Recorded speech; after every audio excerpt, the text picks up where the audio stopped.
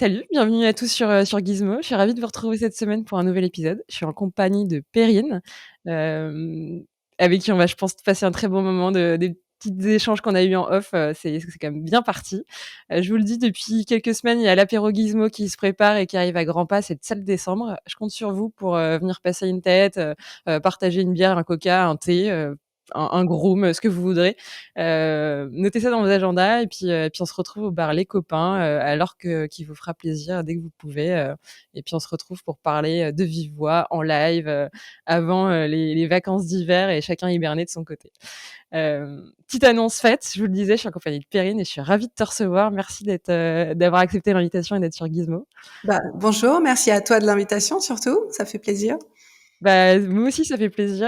Je pensais pas qu'on arriverait à se capter avant, la fin de, 2021, donc c'est plutôt On a une bonne réussi. nouvelle.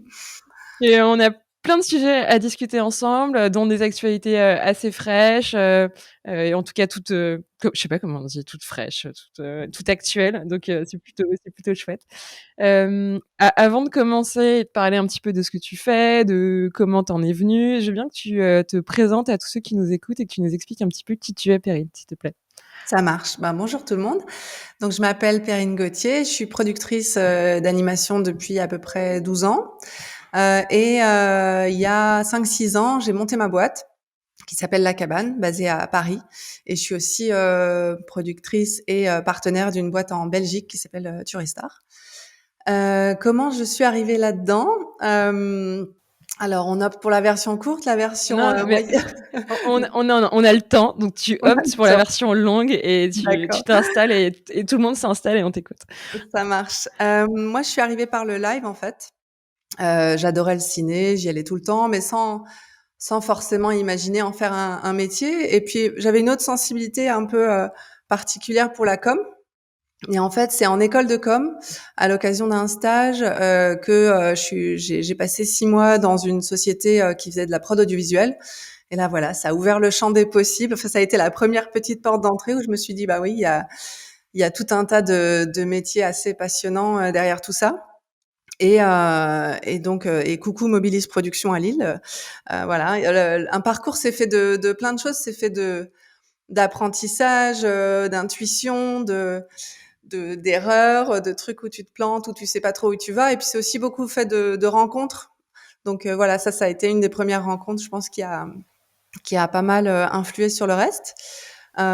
Et j'ai eu envie donc du coup, je venais à peine de commencer à découvrir ce petit milieu de l'audiovisuel. J'ai eu envie d'explorer tout ça plus dans le détail. Et puis aussi, j'avais envie de repartir à l'étranger parce que j'avais vécu 1 an en Australie après le bac. Et du coup, voilà, même si j'avais eu la possibilité de commencer à bosser à ce moment-là, j'ai eu envie de poursuivre mes études et de découvrir d'autres choses. Donc, je suis partie à New York pour faire un master en production ciné. Donc un master qui consistait, c'est ce qu'ils appellent le postgraduate, donc c'est des cours le soir et la journée, tu peux partager ton temps entre des stages éventuellement et aussi beaucoup de projets perso. Donc tout ça c'était vraiment en live et du coup en l'espace d'1 an, je me suis retrouvée à travailler en groupe généralement, bien sûr, sur 4-5 films, je pense, 2 cours de fiction, un documentaire court, des clips, enfin, tu vois?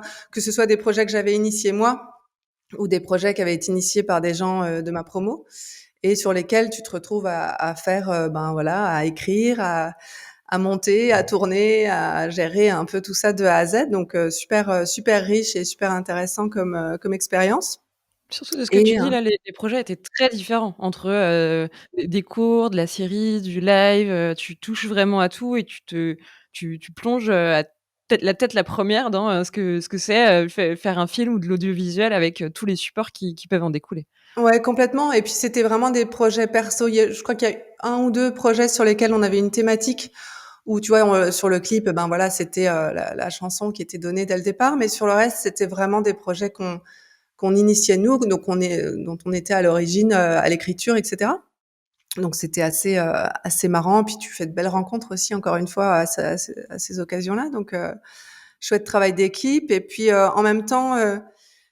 j'avais envie d'avoir une expérience pro, là-bas, enfin, par le biais d'un stage et j'ai, décroché un stage, qui a là aussi été plutôt un gros tournant parce que j'ai bossé en assistanat de prod pour, quelqu'un qui s'appelle Ben Barenholtz, qui est une légende du cinéma indépendant, américain. Je sais pas, si tu vois ce que c'est les midnight movies? Non, Ça te parle ou pas? Non. non, ça me parle pas. En fait, Ben a fait partie de ces, producteurs et distributeurs américains qui ont créé les midnight movies, qui étaient en fait des films totalement, décalés, subversifs et cetera, qui étaient projetés, à minuit donc. Pas toujours de façon, totalement légale d'ailleurs, et qui permettaient de faire découvrir, des artistes, underground et cetera tu vois, à un public plus large OK. et donc qui a permis de faire émerger, des gens comme, David Lynch et cetera, donc avec Eraserhead, et voilà, donc c'était une rencontre assez dingue de bosser avec ce type-là qui a pareil, qui a contribué à révéler les frères Cohen, puisqu'il était producteur de Barton Fink entre autres, enfin voilà. Donc c'est le genre de stage, qui fait des belles anecdotes derrière quand tu te retrouves un jour à à décrocher le téléphone et avoir Georges Romero à l'autre bout du fil ou tu vois ce genre de d'anecdotes assez improbables. Et suite à ce stage-là, en fait, j'ai cherché du boulot. J'avais envie de continuer, tu vois, de rester à New York encore un peu. Est-ce Et que donc ça a un peu affiné peut-être ce que tu avais envie de faire? Déjà avec quelques stages derrière toi, tu de ce que tu nous racontes, j'ai l'impression que tu avais pas encore une idée très précise de ce que tu voulais faire. Tu voulais chercher à comprendre ce milieu. Est-ce que ça y est, tu avais commencé un peu à l'appréhender et savoir toi ce qui te plaisait, qui te touchait, ou tu avais encore envie d'explorer, de peut-être faire des erreurs, de suivre ton intuition, tu en étais où à ce moment-là après ce stage? ouais, bah, je savais que c'était la prod, mais du coup, ça peut paraître assez contradictoire parce que justement le premier boulot que j'ai décroché, c'était dans la distribution.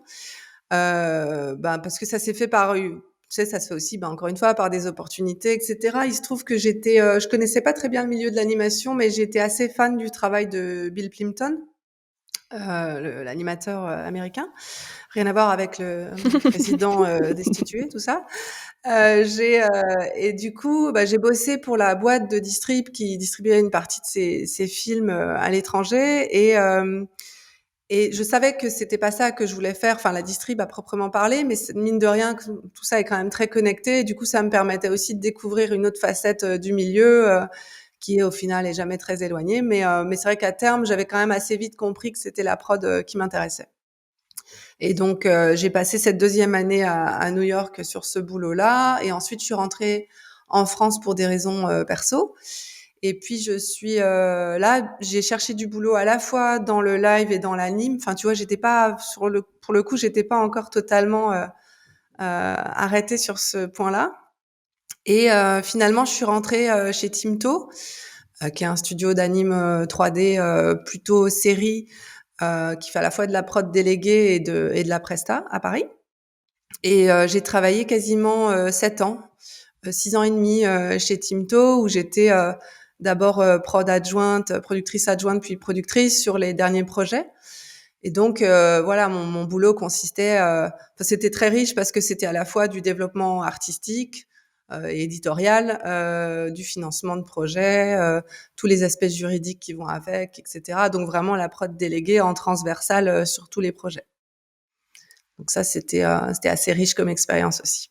Et tu n'as pas, ou je l'ai pas lu entre les lignes, dit, pourquoi tu t'étais tournée vers la prod? Après avoir, eu des expériences ultra riches, qu'est-ce que tu as trouvé que tu ne trouvais peut-être pas dans d'autres, spécialités, dans d'autres jobs? Qu'est-ce qui toi vraiment, t'éclate et que tu as peut-être découvert, chez Timto, pendant, 7 ans? Tu nous as un peu parlé de la variété, heu, des différentes tâches en fait qui sont mis, et qui englobent la prod déléguée, mais toi, à titre perso, tu vois, qu'est-ce qui vraiment t'anime et te plaît là-dedans et que tu as pu découvrir, Ouais, non, mais ce qui me plaît vraiment et ça je l'ai compris assez vite, c'est le fait de porter les projets de A à Z en fait, même avant puisque c'est avant même que les projets existent. Enfin, tu vois, c'est du moment où ils commencent à être initiés d'une manière ou d'une autre, que ce soit, un auteur littéraire qui a une idée de concept, que ce soit un auteur graphique, qui sort une illustration qui tout d'un coup donne envie de développer un concept littéraire autour de ça, ou que ce soit un projet en interne. Enfin, il peut y avoir tout un tas de manières pour un projet de naître, Mmh. et jusqu'à la fin. Et s'il n'y a pas de fin, tant mieux, c'est-à-dire jusqu'à l'exploitation, le marketing, etc. Toute cette chaîne-là, en fait, c'est ça qui me plaisait particulièrement. Et puis, en fait, c'était intéressant parce que moi, je suis arrivée plutôt au début de Timto, pas à la création de la boîte, mais assez peu de temps après. Donc, j'ai aussi vu cette évolution. Parce que, pour te donner une idée, quand je suis arrivée, on était 25, intermittents compris, et quand je suis partie, on était 250. Donc, j'ai vraiment vu la boîte évoluer à une autre échelle. Et puis, à un moment, je me suis rendu compte que justement, moi, j'avais envie de revenir à une échelle plus petite. Et c'est ça qui m'a donné envie voilà, de partir vers de nouvelles aventures. Et ce que j'avais aussi envie de faire, c'était de me frotter à toutes les étapes et à tous les sujets. J'étais déjà sur des sujets assez variés, mais plus la boîte grandit, forcément, plus le boulot est segmenté. Enfin, c'est assez logique. Et du coup, je me suis dit, ben, pour me frotter à tous les sujets de près, il y a une seule manière, c'est monter ma boîte. Ça, voilà, le déclic est pas venu tout de suite, mais peu de temps après. Je me suis dit, bah, c'est ça qu'il faut que je fasse. Tu vois, là, j'aurai les mains dedans sur tout. Et puis, il faudra bien se confronter à tout ça de très, très près. Et puis forcément, c'est ce qui est le plus formateur aussi. C'est que quelque part, en faisant, c'est en faisant qu'on arrive à grandir sous tout un tas d'étapes et de sujets différents. Puis sans filet pour le coup. Là, c'est que c'est que si tu montes ta structure, tu peux plus te protéger ou un peu te backuper ou t'appuyer sur l'expérience de d'autres, Ouais. c'est toi, toute seule et je mets des gros guillemets parce que tu as quand même une équipe qui se structure autour et tu fais rien toute seule. Mais tu es vraiment, chef d'orchestre dans ces projets et tu peux totalement reprendre la main sur tout, la chaîne de production qui était peut-être progressivement un tout petit peu enlevé ou segmenté, dans ton expérience précédente chez Timto? Oui, et puis, quand tu dis toute seule, tu pas si loin de la vérité au départ, parce que les 2 premières années, je bossais de chez moi, tu vois? J'avais pas encore de bureau. J'étais quasiment toute seule, avec, mes associés dont je pourrais te parler un peu. Donc voilà, j'étais pas totalement toute seule, mais en même temps, au départ, quand t'as pas de bah, tu montes une boîte, quasiment sans capital, et cetera, ben, tu te débrouilles pour tout faire. Que ce soit, la compta, l'administratif, la créa, en travaillant avec des artistes et des techniciens et des équipes sur les projets. Mais t'es quand même, ouais, t'es quand même pas mal tout seul au début, mais c'est aussi ça qui fait que c'est formateur. Et puis le truc aussi, c'est que pour moi, le métier de producteur ou productrice, c'est un métier de vision. Je sais pas si tu vois ce que je veux dire par là, mais c'est-à-dire que c'est un métier dans lequel, en tout cas moi c'est comme ça que je le vois, tout dépend un peu de la vision que tu vas y mettre. Tout va reposer un peu sur la vision que tu cherches à donner au projet, aux équipes, etc. Donc forcément, ça devient d'autant plus intéressant quand tu peux tester des choses à tous les niveaux, faire tes propres erreurs, etc. Parce que ta vision, elle va aussi se construire en fonction voilà, des erreurs que tu vas faire ou des choix stratégiques que tu vas donner. Et, euh, et moi, c'est ça qui me plaît vraiment, pour en revenir à ta question de tout à l'heure. Moi, ce que j'aime, c'est suivre les projets de très très près, c'est-à-dire voilà, à chaque étape, être là pour en suivre l'évolution, que ce soit sur l'écriture, enfin tu vois, sur les séries qu'on produit. Je lis tous les scripts jusqu'au dernier épisode, je vois tous les designs, je regarde tous les animatiques, les voix, les musiques. C'est ça qui me donne envie de me lever le matin. Donc c'est sûr que c'est hyper chronophage, mais c'est aussi hyper réjouissant. Et quelque part, ça permet de rester vraiment très, très connecté avec le contenu et avec les équipes. Donc c'est ça qui me passionne le plus. Tu n tu rentrée, toute balle et c'est bien, au moins on va pas perdre de temps sur, aujourd'hui la cabane et ce qui t'anime et le projet que tu as monté. J'ai bien envie de revenir un peu sur ton expérience de Tinto, pas pour faire le avant, après, mais pour, comprendre en fait tes apprentissages et toi progressivement, qu'est-ce qui t'a amené? Qu'est-ce qui a construit aussi ta vision? Pour qu'on ait, tu vois, un peu les fondements et qu'on sache un petit peu plus qui tu es, Perrine et puis qu'on ait un peu l'historique de, ce qui t'a plu, un peu moins déplu, en l'occurrence, tu parlais de vision, ce serait quoi et quelle vision tu as dû peut-être, produire à Timto alors que c'était pas la tienne? Est-ce que tu arrives un peu à le Non, enfin, je dirais pas que c'est pas que j'étais pas en phase en termes de vision, c'est juste que pouvoir déployer une vision, bah, c'est forcément faire des choix. Bah, déjà dans les projets que tu vas ouais. décider de développer, c'est faire des choix et tu vois, j'y contribuais, puisque je travaillais au développement. Mais c'est sûr que quand tu travailles dans une boîte qui devient assez grande et tout ça, tu peux pas être partout non plus. Donc moi, si tu veux, c'était plus de pouvoir revenir à la base, dès le choix du projet et passer par toutes ces étapes-là. Et quand je dis suivre les projets de près, c'est pas que sur l'artistique. Je parlais de voilà lire tous les scripts, tout ça, ça c'est une chose et c'est hyper important. Mais c'est aussi au niveau stratégique, au niveau tu vois stratégie financière, au niveau marketing, puisque moi, comme je te le disais tout à l'heure, la com c'est un aspect qui m'a toujours beaucoup parlé. Donc ça te permet en fait de te poser tout un tas de questions sur toutes les étapes, ce que tu peux pas forcément faire, voilà, quand tu es dans une plus grosse structure, ou que je faisais beaucoup au départ, et que plus la boîte a grandi, forcément, plus le travail s'organise avec la mise en place d'équipes et tout ça, et c'est bien normal. Mais en fait, je crois que je me suis rendu compte aussi avec le temps que la notion de liberté était devenue assez fondamentale pour moi. Euh, et ce que nous, si tu veux, aujourd'hui, si on a fait le choix de monter plutôt une petite boîte, mais qui a la vocation de rester petite en fait, ce qui nous empêche pas de faire des projets ambitieux, mais la structure en elle-même est assez petite et c'est ça qui nous plaît parce que ça nous permet d'avoir cette approche-là et ça nous évite d'être dans la course au projet. On pourra revenir là-dessus, mais moi, c'est un truc dont j'ai vraiment pris conscience avec le temps. C'est voilà, on a consacré les 5 dernières années sur un projet dont on pourra reparler pour un peu asseoir les bases et de capitaliser sur un potentiel qu'on y voyait, etc., de faire ça très bien sur tous les plans, encore une fois artistique, stratégique, etc. Et aujourd'hui, ça nous permet d'avoir plus de liberté sur justement, voilà, qu'est-ce qu'on va faire sur ce qu'on va faire ces prochaines années. Euh, et, euh, et aussi, on a ce truc on n'a pas la volonté d'être un studio à proprement parler. Donc, on est une boîte de prod et on fait bien sûr on fait tout un tas de choses en interne, mais on n'a pas la volonté de se positionner comme un studio. Je pense que déjà, il y a beaucoup de super studios en France, donc il n'y a pas forcément besoin d'un studio en plus.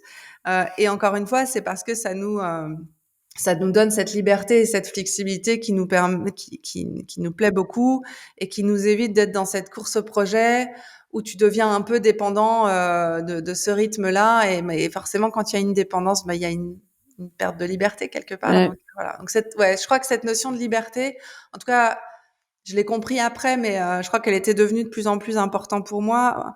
Et c'est une liberté à la fois créative, financière, tu vois. Ça joue sur tous les plans.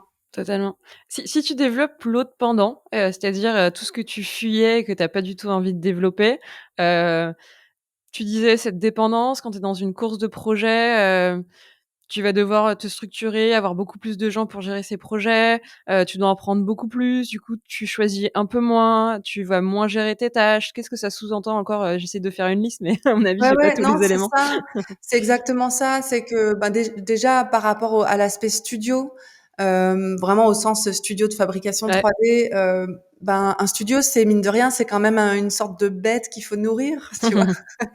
Parce que ben tu as envie de garder tes équipes, donc tu fais tourner le studio, etc. Donc c'est sûr que quand tu es à plus petite échelle, tu as moins cette problématique-là. Et puis il y a des gens qui font ça très bien, encore une fois. Donc voilà. Sur le recrutement, c'est vrai, tu as raison, c'est un point important, c'est que moi j'aime bien être impliquée dans le recrutement de toutes les personnes qui bossent pour nous, parce que déjà j'aime bien les gens C'est un bon début. et que je trouve ça chouette de trouver les bonnes personnes entre guillemets, pas par opposition aux mauvaises personnes, mais dans le sens de gens avec qui tu sens que ça va matcher au niveau du boulot, au niveau humain et aussi au niveau de ce que tu peux leur apporter de toi, tu vois, en fonction de leurs aspirations. Et d'ailleurs, c'est intéressant de voir que souvent, les gens que tu recrutes, ben, ils arrivent sur un type de job et puis ils vont s'ouvrir à d'autres choses derrière parce qu'une petite structure, ça permet aussi de davantage naviguer d'un département à l'autre et d'avoir plus de visibilité sur ce que les autres font parce qu'on est tous dans 120 mètres carrés, on est 13-14 en ce moment dans 120 mètres carrés où tout le monde voit ce que l'autre fait. Ça permet des ponts aussi plus faciles et ça permet aux gens de développer d'autres intérêts, d'autres aspirations. Ça, je trouve ça chouette. Et puis le fait que moi, je les connaisse dès le recrutement, ça me permet aussi à moi d'avoir en tête pourquoi pas proposer à cette personne, tu vois, une évolution. Ce que je pourrais pas faire si, bah voilà, si je connaissais à peine leur prénom parce qu'on était 350. Enfin, j'exagère peut-être, mais tu vois, c'est un peu ça l'idée, quoi. Totalement. Tu fais pas du tout les mêmes choix et avoir une petite équipe, tu mets vraiment au cœur, l'humain pour que, ça fasse vraiment partie, d'un des moteurs, à savoir que tu choisis les gens pour leurs compétences et pour un job certes, mais aussi parce que ça va matcher par rapport à des personnalités, parce que vous êtes une petite famille. En réalité, quand tu es 10-15, tout le monde doit se parler. Si tu dois éviter, Jean-Jacques à la machine à café, ça devient compliqué, quoi. Oui, c'est ça. Après, moi, j'adore pas le terme de famille parce que je trouve qu'il faut pas se leurrer sur le fait que, ben, enfin, le boulot, ça reste le boulot et je pense qu'il faut pas tout mélanger, tu vois. Mais oui, il y a ce côté un peu artisanal. Bah, d'ailleurs, le nom, la cabane, il vient pas de nulle part, tu vois. On s'appelle pas le château. Donc, Chouette. je pense que ça exprime, la cabane, ça exprime différentes choses, mais ça exprime notamment ça, cet environnement-là. C'est marrant que tu reviennes sur le nom, quand tu clore un peu le chapitre, Timto à la fin de cette expérience, tu avais besoin de liberté, ça je crois qu'on l'a tous compris.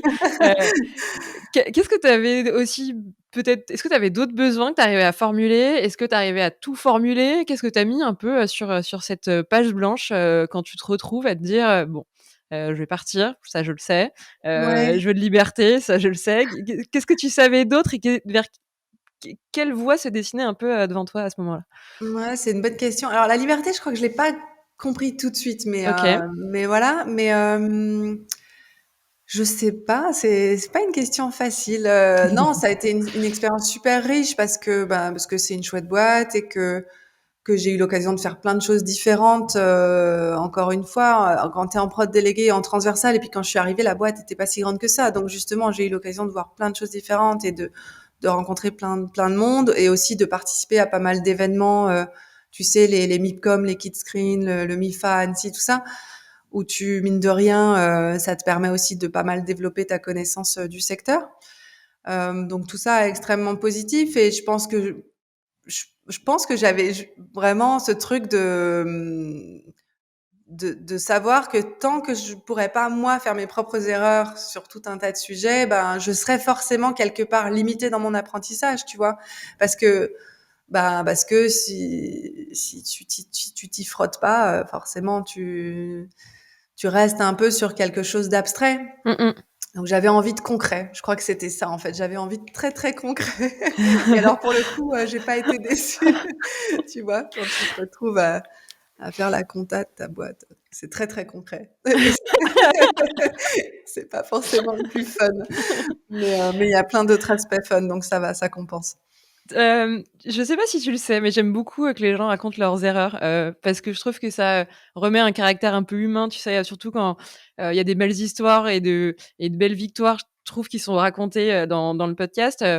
Les erreurs, ça remet tout le monde à ce stade de: «Ah mais en fait, moi aussi je l'ai fait cette erreur, Ouais. bon, bah, la personne s'en est relevée, c'était pas si dramatique et derrière tu as rebondi», et ça fait partie un peu d'un process où entre la théorie et la pratique, bah, dans la pratique, tu fais plein de conneries, plein d'erreurs, mais t'apprends et c'est là où toi, tu avais envie de te prendre des murs ou de vraiment te confronter à la difficulté pour derrière, rebondir. Mais, dans les rebonds, il y a des downs et puis ensuite, certes, il y a des ups et tu rebondis un peu comme cette balle, mais, tu est-ce que tu as des erreurs, dont tu es à l'aise de partager, ou en réalité ça a été des énormes apprentissages, mais entre la théorie et la pratique, tu le voyais pas venir ou en tout cas, pour le coup, là, tu te l'es pris en pleine face?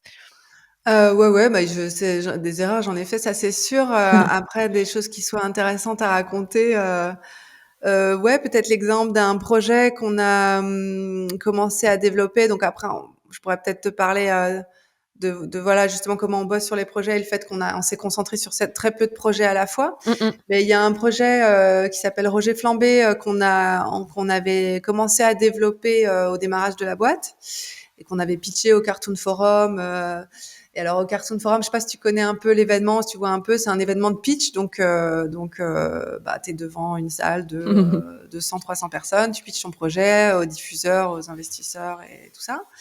Et puis tu sors de là, avec l'engouement. Enfin, en l'occurrence, ça s'était hyper bien passé. Tout le monde a trouvé ça génial. Tu sors de là, t'es porté par l'engouement. Ben, c'est une sensation que pas mal de producteurs connaissent. Ça veut pas dire que le projet se fait derrière. C'est un peu, c'est un peu le piège de ce truc-là. Mais en tout cas, en fait, on s'est rendu compte pour le coup qu'on avait avancé trop vite avec des partenaires derrière. Donc en gros, je te la fais courte, on est sorti de là, ça s'est super bien passé et on a Disney qui était très intéressé dans le projet. Donc Disney, le bureau de Londres, qui est en fait donc basé UK et qui chapeaute toute l'Europe. Ils nous ont tout de suite proposé de voilà développer le projet avec eux, etc. Et donc nous on était contents, on a signé le contrat, tout ça. Après un petit peu de négo quand même. On s'est rendu compte après qu'on avait signé trop tôt, parce que si tu veux, si ton projet est pas suffisamment défini en amont, c'est compliqué après de tenir justement ta vision dont je parlais tout à l'heure. Et là, je parle autant de la vision en tant que productrice, mais aussi bien sûr celle du créateur et du réalisateur en l'occurrence, qui est mon associé Yuri. C'est-à-dire que voilà, quand tu sais où tu vas, tu peux tenir tête quand il le faut aux partenaires, tu peux faire des choix, tu peux prendre des décisions, mais quand tu signes trop tôt, quand tu t'associes trop tôt avec des partenaires, bah, mine de rien, t'es pas suffisamment droit dans tes bottes, c'est pas la bonne expression, mais t'es pas suffisamment ancré Mmh mh. pour savoir justement comment prendre les retours des diffuseurs, etc. Donc on s'est rendu compte que ça avait été une erreur. Et ce qui s'est passé, c'est que on a fait tout un tas de recherches et de travail de développement avec Disney, mais qui à un moment allait dans un sens, à un moment allait dans une autre direction, et on s'est tous un peu perdus dans ce truc-là. Alors entre nous, les projets avec Disney sont assez connus pour être victimes de ce genre de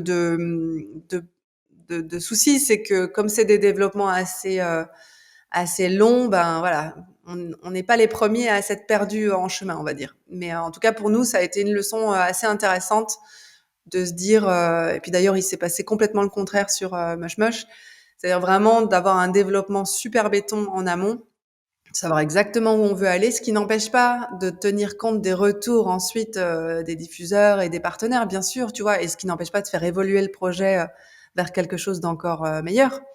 Mais au moins, tu sais où tu vas dès le départ.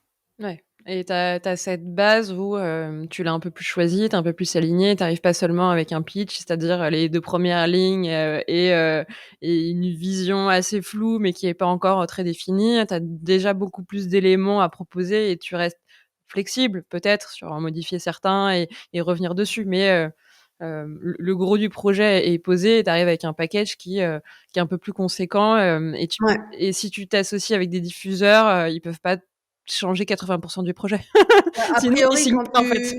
c'est ça, à partir du moment où du coup tu te lances avec eux, c'est que a priori on veut faire le même projet. Après, il y Ouais. a plein de choses qui peuvent changer, évoluer, mais oui, t'es sur la même longueur d'onde, et ça c'est c'est assez fondamental pour la suite? Ouais. Parce que c'est long tout ça, n'est-ce pas?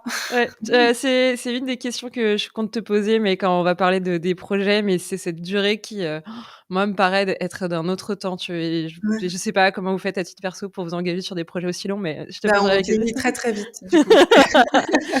C'est tu te prends 5 ans à chaque projet. C'est ça. Les tout débuts de la cabane, tu nous as parlé aussi de ton cofondateur qui est créatif, comment tu mets les 1res briques? Ouais. C'est quoi les tout débuts quand vraiment tu commandes sans tu commences, pas commandes, commences from scratch, que tu as pas de financement, et que tu as cette, page blanche, comment Ouais. tu démarres? Comment tu t'y prends? C'est quoi les tout débuts? Alors, bah, déjà, donc nous, on est 4 associés. En fait, on avait fait un film, à 4 ou presque. Il y avait quelques personnes en plus qui nous ont aidés sur des aspects du film, mais donc un film qui s'appelle 850 mètres, qui est sorti il y a 10 ans à peu près, qui était, écrit et réalisé par, Yuri donc, et du coup, voilà, on a fait un film tous les 4. On s'est dit: «Bah, si on peut faire un film tous les 4, bah, peut-être qu'on peut monter une boîte tous les 4». Le raisonnement était un peu simpliste, tu vois? Et donc c'est Yuri Christian qui est réalisateur et aussi auteur. Frédéric Segers qui est compositeur de musique et producteur de musique et Emmanuel Garigeau, Manu, qui est doubleur, comédien de doublage et comédien de voix en général, pas que de doublage d'ailleurs. Voilà. Et en fait, donc comme je te disais, on a 2 sociétés ensemble qui sont deux boîtes distinctes, mais on a une société en Belgique qui est préexistée à la cabane, que Yuri avait déjà créée, qu'on a nous ensuite rejoint, et la cabane qui a été créée plus tard à Paris. Donc voilà comment on a démarré tous les 4, sachant que, bah oui, comme tu dis, au début, bah, t'as pas grand-chose. Donc c'est pour ça que je te disais qu'au début, je travaillais de la maison. On limitait les frais généraux au minimum. Voilà, donc au début, tu te payes pas pendant 2 ans et demi, soyons clairs, et tu fais le moins de frais possible. Et ce qui nous a après mis le pied à l'étrier, c'est 2 choses. C'est des subventions, en fait, justement, sur les projets qui te permettent de commencer à développer les projets, parce qu'en fait, l'argent va là-dedans, puisque sur les frais généraux, ben, tu limites, tu te serres la ceinture à mort en espérant que derrière, quelques années plus tard, ça ira mieux.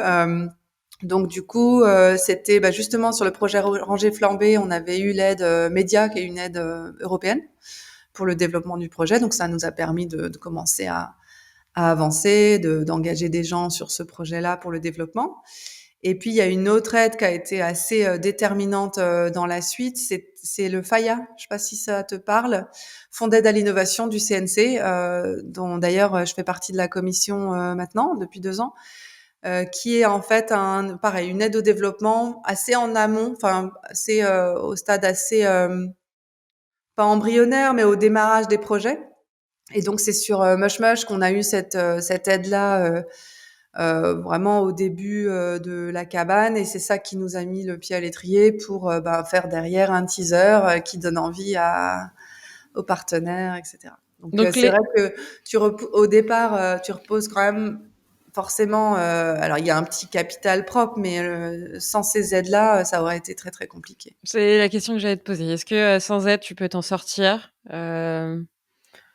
Bah, tout est possible, si tu veux. Ça dépend de comment ton projet est né au départ. Bah, le court-métrage 850 mètres dont je parlais a été à l'origine d'une série que Yuri a réalisé derrière. Et là, pour le cours, il l'avait fait quasiment tout seul, sans subvention. Ça a donné naissance à une série derrière, ben, qui s'est très bien vendue et tout ça. Donc, sur ce coup-là, les subventions sont arrivées plus tard, et voilà, c'est une possibilité. Après, c'est vrai que dans notre situation à nous, où il y avait vraiment pas de Mmh gros mh. capital de création de boîte au départ, ben, bon, même en travaillant de la maison, et en faisant super gaffe aux dépenses et tout, tu as forcément besoin à un moment d'un peu de sous pour avancer, pour pouvoir engager aussi des gens. Et évidemment, il va de soi que tu engages pas les gens gratuitement. Donc voilà. Non, le bénévolat, non, c'est, Non, mais c'est ça. Mais tu vois, je dis ça parce qu'en court métrage live, et notamment ce que j'avais connu à New York, c'est que tout le monde travaille gratuitement sur les cours live. Enfin, tu vois, et puis d'ailleurs en France, ça existe aussi beaucoup. mais c'est pas très durable comme solution. Et puis quand tu crées une boîte, je pense que c'est pas dans cette logique-là que tu veux t'inscrire, quoi. Bah, ou sinon, oui, tu dures pas longtemps. Au bout de tes 2 ans et demi, quand tu as plus de cash à titre perso, tu fermes ta boîte et puis c'est C'est fini, ça. quoi. Et puis t'as envie que les gens,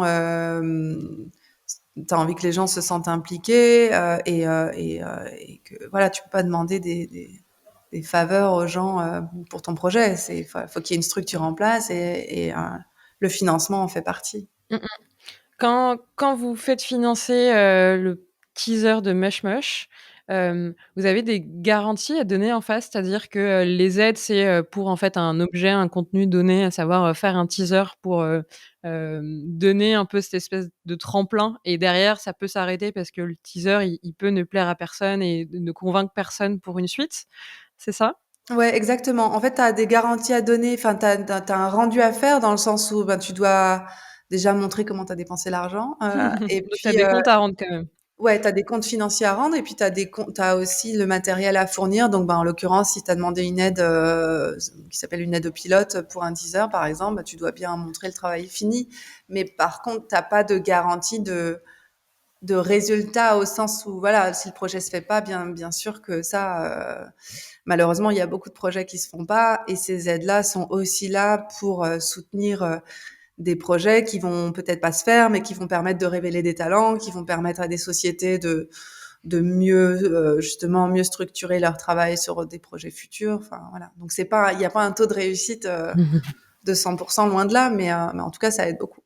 Ouais, puis ça participe à, la vie d'un écosystème et comme tu dis, révéler des talents, hem et s'il fallait à chaque fois, miser sur, les bons projets, il y aurait moins de risques qui seraient pris parce que, les tickets d'entrée, pour, financer un projet dans sa globalité, seraient trop gros. Or là, l'investissement, Exactement. certes, il y en a un, mais il est plus minime et quelque part, sur, 50 teasers, s'il y en a que 10 qui sont sélectionnés, bon, bah, OK, il y en a 50, mais les 10 normalement qui sont sélectionnés, auront beaucoup plus de chances de marcher, que commencer de zéro, essayer de financer un projet du début à la fin et c'est là où tu prends un risque encore plus gros.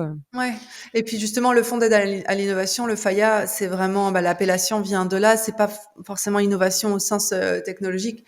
Mmh mh. Ça peut l'être, mais c'est vraiment au sens aussi pousser des projets un peu différents, un peu novateurs, sur que ce soit au niveau littéraire, graphique, pipe, technique. Enfin, ça peut être plein de choses, mais propos aussi, tu vois, d'encourager la représentation, la diversité.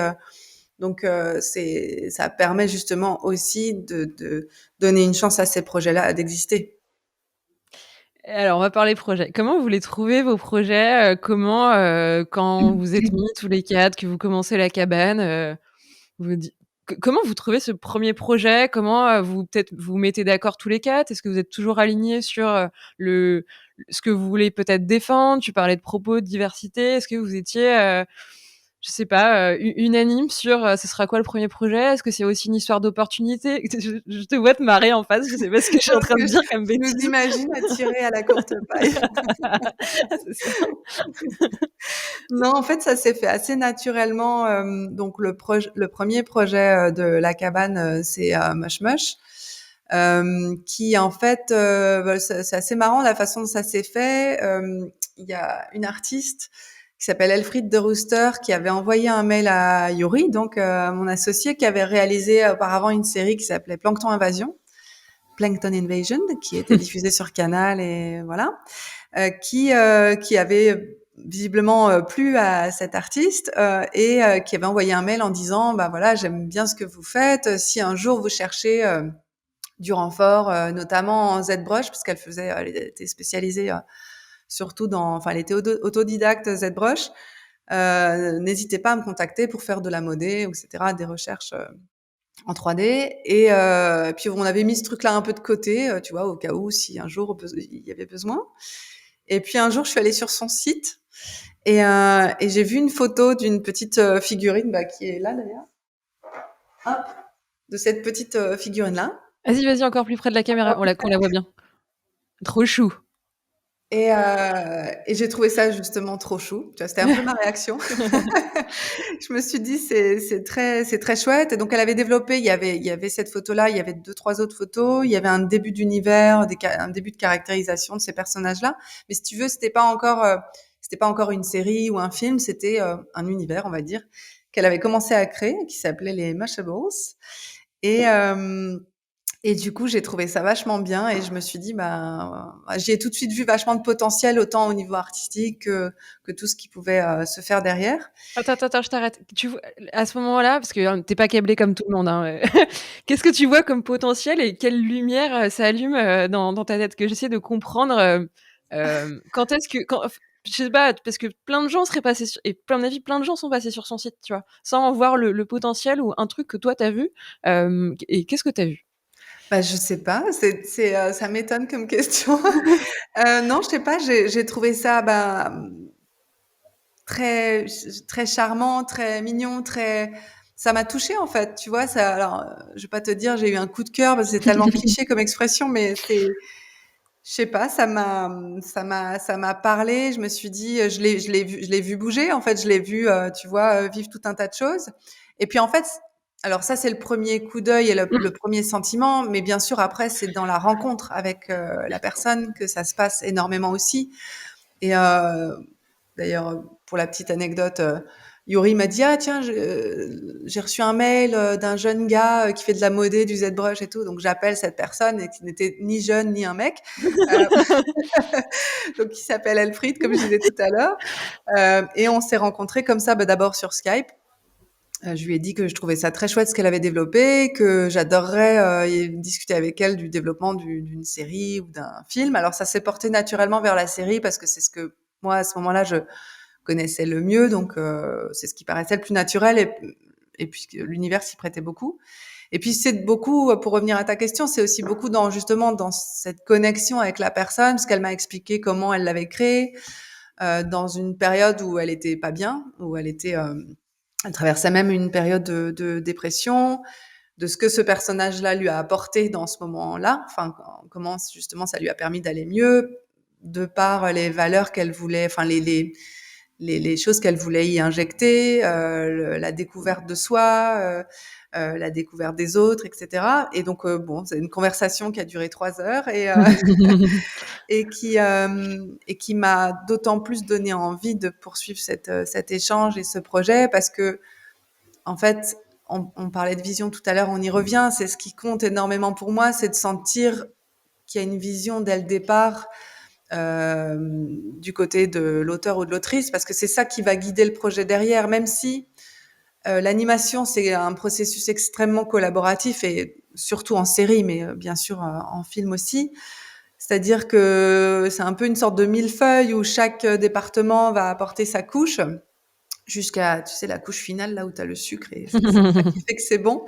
Et du coup, tu as tout un tas d'inputs de personnes différentes qui vont rendre le projet meilleur, qui vont le développer, qui vont le changer considérablement aussi d'une certaine manière. Mais c'est bien d'avoir quelqu'un qui, dès le départ, représente cette vision et va pouvoir garder un œil sur ce qu'elle souhaitait y mettre au départ et voilà, de garder ça intact. Ce qui n'empêche pas encore une fois la discussion. Et de toute façon, le travail de développement, il est extrêmement intense et riche. Comme beaucoup de projets, enfin moi ça m'est souvent arrivé en tout cas, c'est au départ il y a trop de choses dedans et que les auteurs ou les autrices ils veulent dire tellement de choses, ils veulent y mettre tellement de choses que c'est presque trop. Et du coup en fait au départ on a passé quasiment un an, elle et moi, alors ça peut paraître dingue je sais, mais on a passé quasiment un an, elle et moi, juste toutes les deux, à essayer d'affiner le cœur du projet. Voilà, qu'est-ce qu'elle voulait vraiment raconter, et enlever un peu tout le reste, qui n'empêche pas qu'après tu peux remettre des couches Ouais. dans la narration et dans ce que tu vas développer. Mais c'est ce cœur-là qui va te guider au fil du processus, et l'autrice de départ, elle est un peu garante de ça aussi quelque part, tu vois. Et ce qui est génial aujourd'hui, alors on pourra refaire l'histoire, mais 5 ans plus tard, avec la série qui est sortie et qui fonctionne super bien et tout, ce qui est super pour nous, c'est qu'on ait des retours précisément sur justement ce que les gens en retirent en termes de valeurs. Enfin, j'aime pas trop le mot valeur, mais des émotions que ça peut procurer aux gens et aux enfants, et de ce qu'ils voient dans le programme. Mmh mh. Le fait de se dire que voilà, il y a des mots-clés qui reviennent comme ça, qui sont les mêmes que quand on a démarré il y a 5 ans. Ça, je pense que c'est une des plus grandes satisfactions qu'on puisse avoir. Ouais, puis ça veut dire qu'entre, votre intention de départ d'il y a 5 ans et le résultat, vous êtes pas perdus. C'est-à-dire qu'en Exactement. définissant bien ce cœur et ce noyau, hem, tu t'assurais toujours que dans chaque plan, dans chaque, épisode, vous vous rapportiez toujours à ça et l'une des peut-être des questions que vous posiez, c'est: est-ce qu'on y est? Est-ce que Ouais, le cœur il palpite? Est-ce qu'on s'est pas perdu avec tous les satellites? exactement. Que tu rajoutes pour enrichir ton univers et ton histoire, mais qui sont, que des plus et qui doivent plus être, ces éléments un peu paillettes, qui au final peuvent un peu te détourner de ce que tu veux te raconter et normalement, Exactement. la veine quoi. Même si ça peut passer par de la comédie, de l'aventure, enfin voilà, c'est pas la forme dont je parle, mais vraiment le voilà, le cœur, les intentions comme tu dis, et ça c'est super important et c'est pour ça que la rencontre avec, un auteur ou une autrice au départ, bah, elle est assez fondamentale sur tout ce qui va, suivre derrière. Ouais, pour être sûr que vous êtes alignés là-dessus, Ouais et que et vous qu'on alliez pouvoir vraiment collaborer, aller dans la même direction. c'est ça, ce qui n'empêche pas aussi, parce que ça a été le cas, que ça évolue et tout ça, mais ouais, d'y mettre beaucoup de soi quelque part, c'est aussi ça qui donne une certaine authenticité au projet. Et tu disais tout à l'heure, tu parlais du potentiel. Moi, j'y ai vu un potentiel de narration, enfin de voilà, de storytelling et graphique très riche. J'y ai aussi vu un potentiel commercial parce que ça fait aussi partie de mon métier de productrice de réfléchir à comment cette série pourrait vivre en termes d'exploitation et tout ça. Mais ce que j'ai trouvé génial dans ce projet-là, et je pense que c'est ça qui fait que ça plaît beaucoup aussi, c'est que c'était pas créé au départ avec cette intention commerciale. Tu vois ce que je veux dire? C'était Ouais. le potentiel était là, mais il y avait absolument rien de cynique dans la création. Il y avait quelque chose de très sincère, au contraire, dans la création de départ et qui a été maintenu. Et moi, je me considère aussi garante et responsable de ça. Enfin, tu vois, c'est aussi mon rôle de m'assurer que cette sincérité, elle perdure. Et je pense que c'est ça qui fait aussi quelque part que ça marche bien et que ça touche les gens aujourd'hui.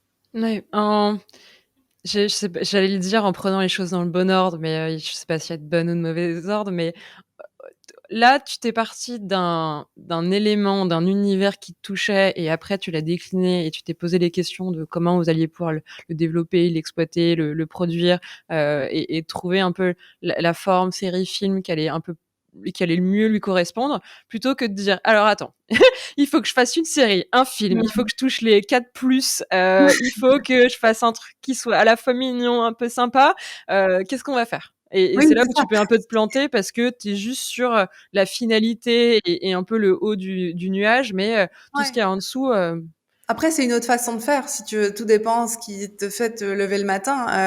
Il y a des projets enfin, il y a des projets qui se créent un peu comme ça sur commande et ça peut très bien fonctionner. D'ailleurs, notamment au niveau commercial. C'est comme, ça me fait penser, rien à voir, mais ça me fait penser aux boys band, tu sais, dans les années 90, qui étaient créés comme ça, de façon très formatée pour que ça marche et ça a marché.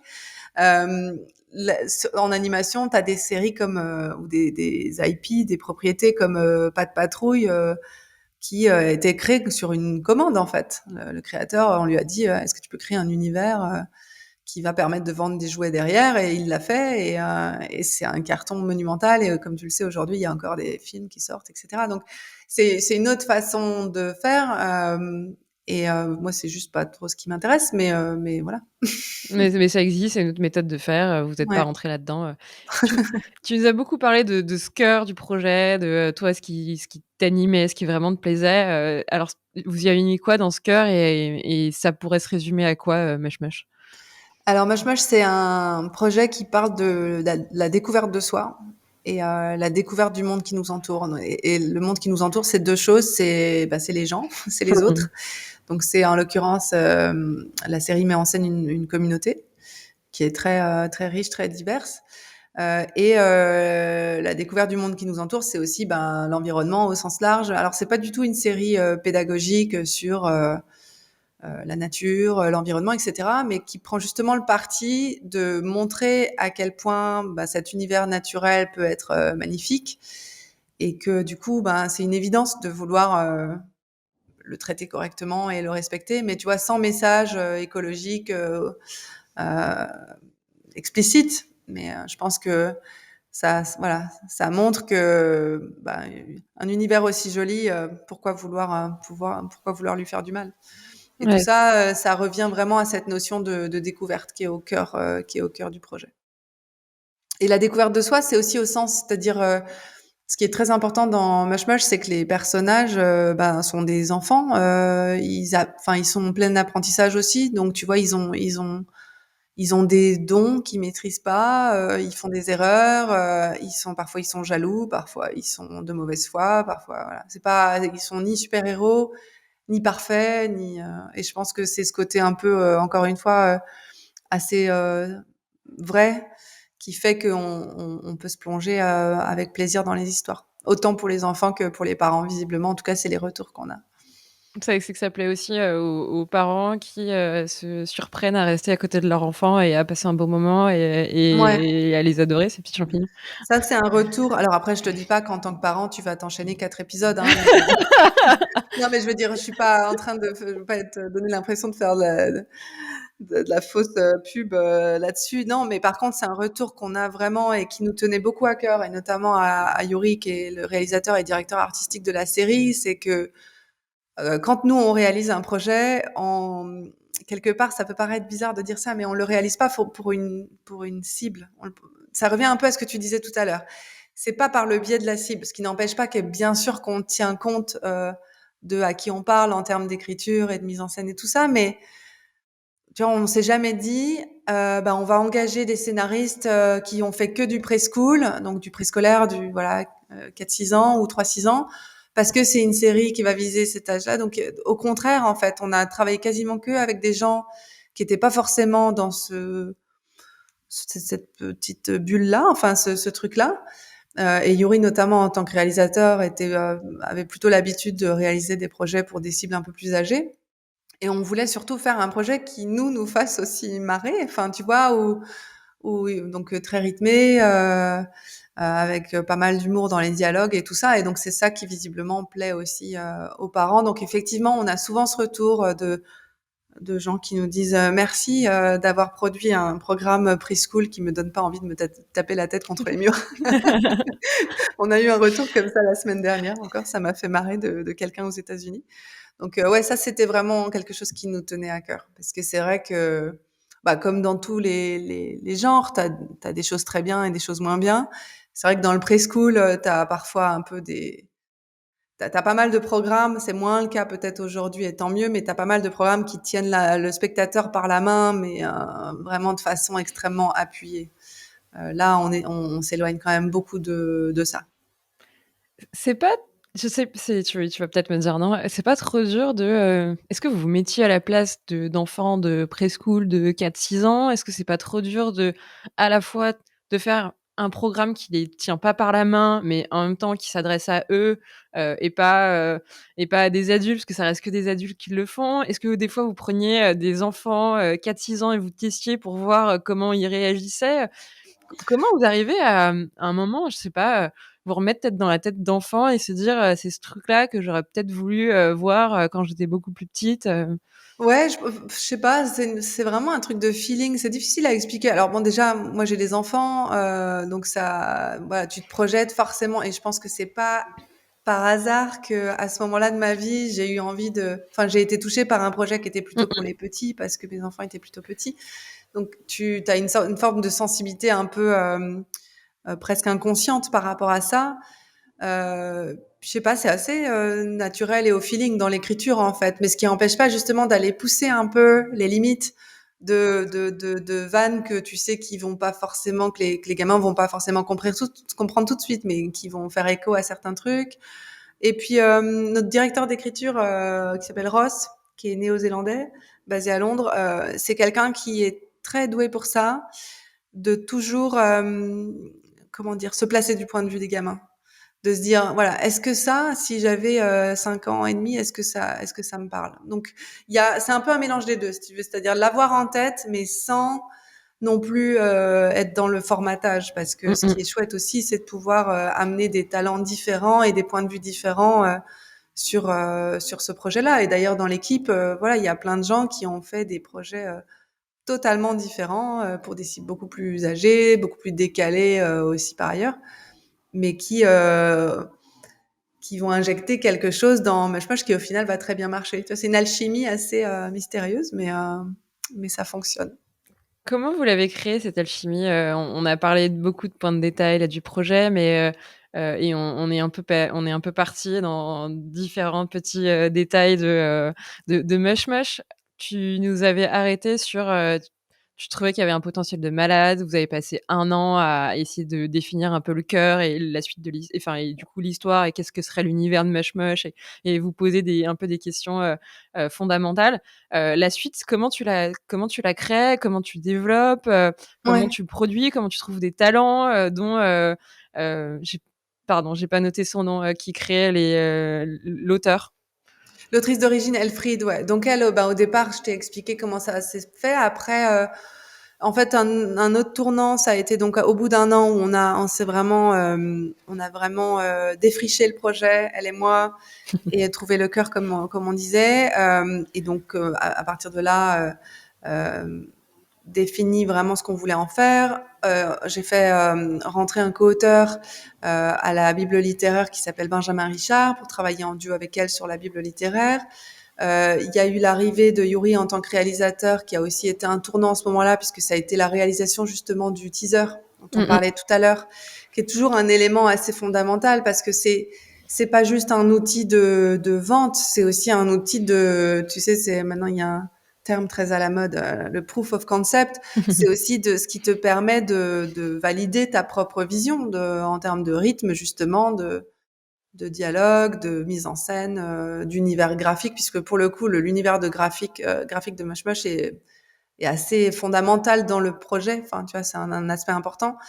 Et donc ça a été un tournant avec ce pitch, avec le teaser au Cartoon Forum, qui derrière a déclenché des intérêts. Donc c'est suite à ça qu'on a commencé à signer avec des partenaires, donc avec Canal, qui a été très très motivés sur le projet très tôt, qui nous ont accompagnés très tôt. Donc ça a été assez déterminant. Et puis à l'international aussi, c'est là que les premières graines ont été plantées pour l'international, et notamment avec Warner Media. Alors à l'époque, ça s'appelait Turner. Tu sais, c'est le genre de boîte, ça change de nom tous les 2 ans en fonction des merging et des machins.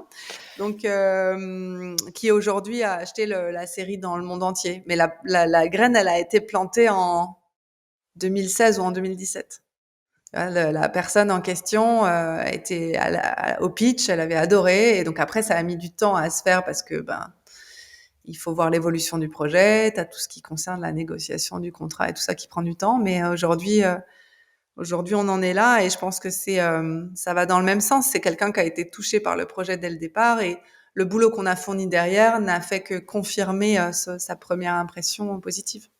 Et ces premières graines que vous plantez, pardon, c'est une garantie qu'à la fin, le projet verra le jour? Alors non, franchement, tu sais jamais. Jusqu'à ce que le projet soit vraiment parti en prod, tu sais jamais. Tu peux passer 5 ans sur un développement et qu'il se passe rien derrière. Tu peux avoir des mauvaises surprises d'un diffuseur qui s'engage et qui finalement se retire. Enfin, tout peut arriver. Franchement, c'est un peu tant que c'est pas fait, c'est pas fait. Et même la prod, enfin, tu le sais, ça peut partir. Alors c'est rare qu'une prod s'arrête et que ça parte en vrille à ce moment-là, mais sur les 5 ans globaux, donc tu as à peu près 2 ans et demi de dev, on va dire, et 2 ans de prod. Donc, en tout, ouais, t'es pas loin de 5 ans. Disons que quand tu démarres la prod, tu sais que quand t'es quand même bien parti. Mais tout peut arriver chaque jour. C'est ça qui fait que c'est excitant aussi, mais des fois c'est un peu épuisant.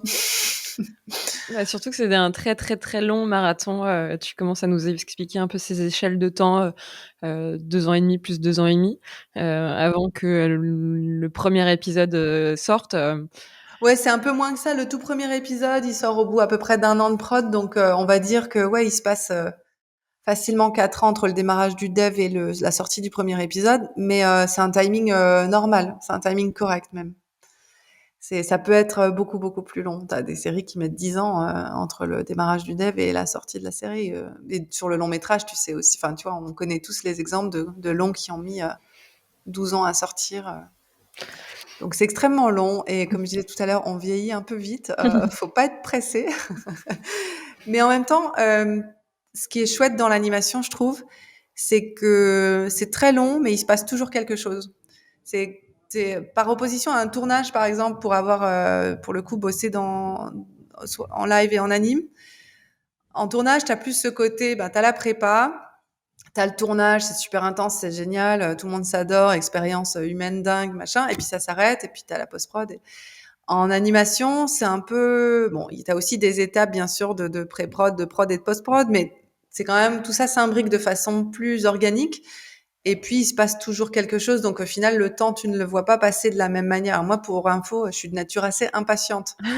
Donc, tu vois, on pourrait penser que j'ai assez mal choisi ma voie, mais en fait, je vis pas du tout ça comme un truc où justement il se passe rien et machin. Alors forcément, il y a des moments où c'est long, mais il se passe tellement de choses que bah, ouais, tu vois pas le temps passer. Il y a toutes ces petites étapes. C'est tellement de talents d'étapes différentes, tu vois, dans la chaîne de fabrication que bon, tu peux toujours t'émerveiller d'autres choses en fait, que ce soit le concept art, le board, les voix, la musique. Enfin, tu vois, il y a toujours une autre raison de s'émerveiller. Je m'émerveille un peu facilement. Mais c'est ce qui fait aussi que t'aimes te lever le matin et que t'as pris autant de plaisir pendant le développement des 5 ans de la série. Enfin, Ouais, ouais, si complètement. t'étais blasé de tout ce qui sortait, même si c'était nouveau et super bien fait, ça aurait été un peu plus compliqué, je Il pense. aurait fallu changer de boulot, ouais, je crois. Est-ce que tu as des étapes qui t'ont un peu marqué, un peu des tournants, dans le développement ou la production, tu aimerais bien, peut-être partager, parce que tu t'es peut-être dit: «Là, on est sur la bonne voie, il y a un vrai truc qui se crée», il y avait un peu, je sais pas, cette magie, un peu comme le moment où tu as découvert ces petits champignons, est-ce qu'il y a eu d'autres étapes comme ça qui ont été un peu marquantes, et qui ont aidé à ce que, Mush Mush soit, ce que c'est aujourd'hui? Bah, je pense que le premier teaser, ça a été fondamental pour les raisons que j'évoquais. C'est parce que tout d'un coup, tu donnes vie à un univers et puis c'est sur le moment, tout le monde te dit: «Ah, vous avez fait un teaser génial, par contre, vous arriverez jamais à faire aussi bien en série». Donc du coup, tu le challenge, bah si, on va y arriver et puis je pense qu'on y est arrivé et qu'on a même fait mieux. Mais c'est sûr que ça passe par plein d'étapes et plein de partenaires aussi, hein. Là, j'en ai pas encore parlé, mais tout ça, on le fait pas tout seul, bien sûr, et notamment sur la saison 1 de Moche Moche, on a travaillé avec Cube, ce qui était une super expérience humaine et artistique et tout ça, en tant que studio prestataire pour la fabrication 3D. Donc, bien évidemment que tout ce que je dis, on le doit à toutes les équipes qui sont chez nous, qui sont là-bas, qui ont rendu tout ça possible. Mais ouais, je pense que un point d'étape qui m'avait vachement marqué, c'est le premier concept art qui a été sous la direction artistique de Yuri, réalisé par Romain Jouando, qui est un artiste absolument dingue, un talent dingue et quelqu'un d'humainement incroyable, qui est français mais qui habite aux États-Unis maintenant, et voilà, qui nous a envoyé cette image-là, qui nous a permis de nous projeter dans cet univers pour la première fois. Et puis du coup, c'est ça aussi qui a servi de rêve pour le teaser. Donc après, quand tu le vois mise en scène sur le teaser, c'est sûr que avec la mise en scène qui a apporté Yuri, c'est sûr que tout d'un coup, ça prend encore une autre dimension. Et puis non, moi, il y a un moment toujours très marquant, mais alors ça va peut-être te sembler hors sujet, c'est la musique. En fait, un de nos enfin un des trois associés avec qui je travaille, Frédéric, est compositeur et producteur de musique. Pareil, quelqu'un d'extrêmement doué, euh, qui euh, qui nous surprend régulièrement avec des morceaux qui sont composés précisément pour le projet. Alors, on y met pareil beaucoup de cœur de plusieurs manières, c'est-à-dire que la musique, en fait, on a la particularité de la produire en pré-prod, ce qui est quelque chose qui se pratique très peu. Enfin, en tout cas, à ma connaissance, c'était la première fois que je voyais ça. Et nous, c'est une méthode qu'on a développée avec les années. Donc, en fait, on commence à composer sur les scripts. Donc, en créant des ambiances, des thèmes musicaux qui vont coller aux personnages, etc. Ensuite, à l'animatique, on fait ce qu'on appelle une animatic music pass. On a inventé ce mot qui AMP, qui va au lieu d'utiliser des musiques que tu vas aller trouver sur des banques ou sur internet ou je sais pas où, va donner dès l'animatique le ton, l'atmosphère et le rythme Mmh mh. musical à l'épisode. Donc, il va être composé à l'image à ce moment-là et assemblé avec les voix et du sound design temp qu'on va ensuite donner justement. Tout ça est mis en place très tôt et qui va donner le ton derrière à l'animation, à toute la suite de la chaîne de fabrication. Et ça, c'est toujours un moment assez magique parce que contrairement à l'animation, la musique, c'est beaucoup moins long à produire. Alors non pas que ce soit plus facile, hein, je dis pas ça, mais on produit des chansons aussi et il y a toujours quelque chose d'assez magique quand Yuri Réal va briefer Frédéric et son co-compositeur Yann sur un morceau, sur une chanson. Et puis 2 jours plus tard, donc tu vois, le brief a lieu un mardi et puis le jeudi, tu reçois un MP3 et t'écoutes la musique et c'est toujours assez dingue de... Je sais pas si c'est un mélange ouais, il y a un côté magique parce que ça va vite et parce que c'est souvent très très bien, de se dire ouais, c'est aussi pour ça que je fais ce boulot-là. C'est aussi pour ces sensations-là. Alors c'est quelque chose qui vient en complément de toute la chaîne de l'animation, mais qui est forcément, on le sait tous, le son c'est tout aussi important que l'image. Donc ça c'est des moments assez marquants. Et puis alors on a poussé le truc super loin sur Moche Moche. Parce que ce qu'on a fait, c'est que les musiciens, Frédéric et Yann, ont créé leurs propres instruments pour euh, pour donner une tonalité particulière à la série. Donc il y a aussi des instruments classiques dans la composition. Il y a aussi de la guitare, il y a aussi voilà des percussions qui existent. Mais en plus de ça, on a créé des instruments. Enfin, je dis on, c'est eux. Hein, moi, ils ont créé des instruments avec avec la collaboration d'un luthier. Donc on a passé une commande de bambou et entre l'usage de bambou, d'autres types de bois et d'objets assez inattendus, ils ont fabriqué voilà des choses qui permettent de créer une sonorité totalement unique pour la série. Et parce qu'ils n'arrivaient pas à faire le son qu'ils avaient en tête avec des instruments existants, parce qu'ils avaient envie de donner une empreinte encore différente de ce qu'on avait pu entendre et donc ça passait par, essayer de créer un son que personne n'avait entendu. C'est ça. Heu, C'est vraiment le côté créer quelque chose de très spécifique et de très organique. C'est pour ça que ça part du bambou et d'autres bois. Après, il y a aussi d'autres matériaux un peu inattendus, mais ouais, c'était vraiment ça. Mais c'est un mélange et puis souvent c'est des instruments. Les créations elles-mêmes sont inspirées d'instruments qui existent. Voilà, donc c'est un mélange de tout ça et puis c'est marrant parce que d'ailleurs les instruments aujourd'hui, la plupart, ils sont inutilisables, parce que le bois c'est vivant. ah ouais. Donc les instruments sont en partie morts, mais tout ça a été banqué. Et non, c'est chouette, ça donne un petit plus au projet. Et d'ailleurs, on fait des tutoriels aussi pour apprendre aux enfants à créer leurs instruments et tout ça. On aime bien aussi avoir cette démarche derrière, de montrer comment les choses ont été faites et, et d'inviter les gamins à être curieux sur le processus et sur ce qu'eux-mêmes peuvent créer de leur côté. Mmh mh. Bah, c'est bien, ça va me faire ma transition pour, la suite, une fois que la saison 1 elle sort, tu as encore du boulot à faire, non? De pub, de marketing, de communication, même s'il y a des diffuseurs et vous en aviez 2, un en France et un à l'international. Tu m'arrêtes si je me trompe. Non, Ouais, il c'est y en a ça? plus que ça, mais oui, vas-y, je te... Tu corrigeras après. Tu est-ce que tu te reposes 100 sur eux en te disant, «La diffusion, c'est eux qui s'en chargent et j'ai plus rien à faire, mon job il est terminé» ou tu as encore, un boulot, de communication à faire, d'où des festivals où vous vous présentez, d'où, ce relais et un peu ce lien que tu essayes de créer avec les enfants pour qu'ils s'intéressent aussi à l'envers du décor et derrière, c'est quoi la suite quand cette série elle sort, et ton rôle encore à jouer, dans cette aventure?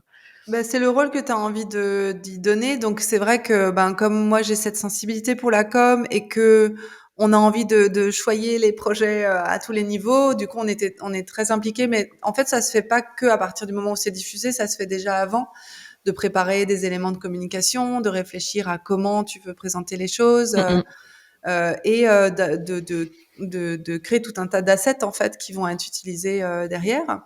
Pour que les gens n'utilisent pas n'importe quoi. Enfin, ça peut paraître bête, mais tu retrouves encore aujourd'hui des images où tu te dis non, celle-là, il faut plus l'utiliser. Elle date de 2016 et c'était, bon, bref, c'était photoshopé.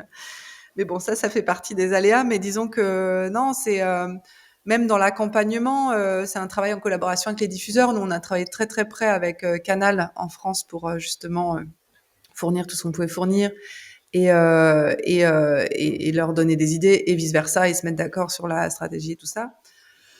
Et on a fait pareil avec les diffuseurs internationaux, donc on est hyper proactif là-dessus. Et ensuite, aujourd'hui, après la diffusion, enfin pendant la diffusion, puisque là la diffusion elle a démarré en France il y a déjà 1 an, mais elle s'étale dans tous les pays. Tu vois là, il va y avoir un lancement sur Disney Allemagne en janvier, HBO Max en janvier.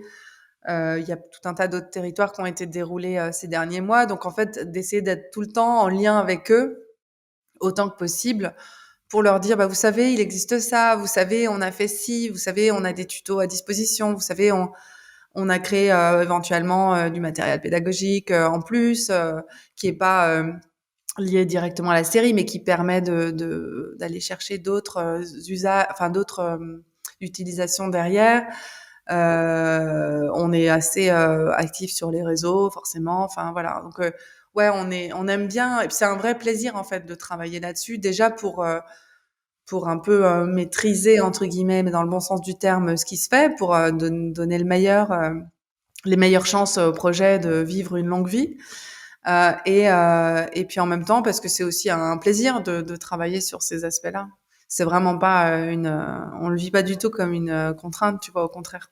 Non, ça a l'air. Et puis quand tu hem, j'allais dire couvé, mais enfin, on va dire que vous êtes des petits oiseaux. Quand tu l'as couvert aussi longtemps, c'est aussi un peu le moment où tu peux profiter et puis, enfin, tu as pas envie tout de suite de passer au projet suivant, mais de le voir éclore, de Exactement. voir les gens aussi s'émerveiller, même si toi, ça y est, tu t'émerveilles dessus depuis 5 ans, Non, mais tu as raison, c'est exactement ça. Et tu parlais des festivals, c'est pareil, c'est un travail que tu fais ou que tu fais pas. Et en série, t'as pas tant de, enfin, t'as des gens qui le font, mais c'est vrai on y a mis beaucoup de temps aussi parce on sentait que les retours qu'on avait étaient très enthousiastes et pouvaient aller aussi chercher un public différent sur ce terrain-là parce que le public des festivals n'est pas le même public qu'à la télé.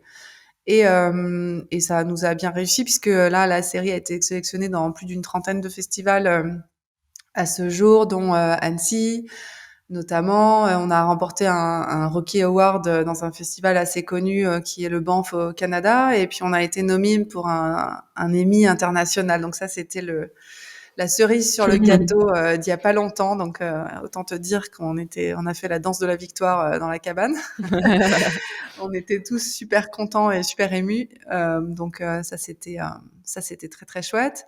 Et puis ce qui s'est passé aussi là et ce sur quoi on a pas mal consacré de temps ces derniers mois, c'est la sortie salle en fait à Annecy justement il y a 2 ans, enfin avant le Covid.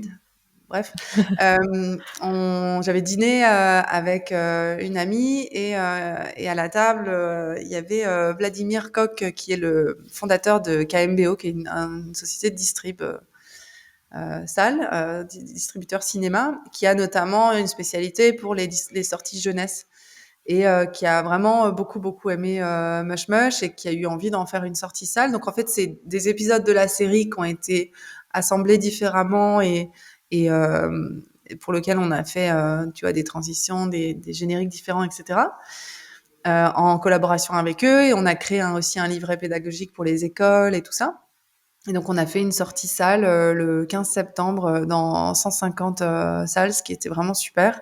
Et ça continue, là, ça continue d'être projeté. On est très content de la façon dont ça se passe. Et ça ouvre de nouvelles... En fait, c'est faire vivre un projet différemment parce que c'est pas... Bon, soyons clairs, c'est pas un truc qui a vraiment une portée commerciale dingue. Enfin, c'est un plus, mais c'est pas une décision business, c'est vraiment une envie d'aller voir le programme exister ailleurs auprès d'un autre public qui a pas forcément Canal, puisqu'en France la série est diffusée Mmh, sur mmh mh. Canal. et c'est complémentaire. Donc, et du coup, on a fait des interventions dans des écoles pour parler du processus de fabrication d'un dessin animé, ce qui sont toujours des grands moments. On a, tu vois, on fait des projets spéciaux où on explique un peu ce travail-là. Ça permet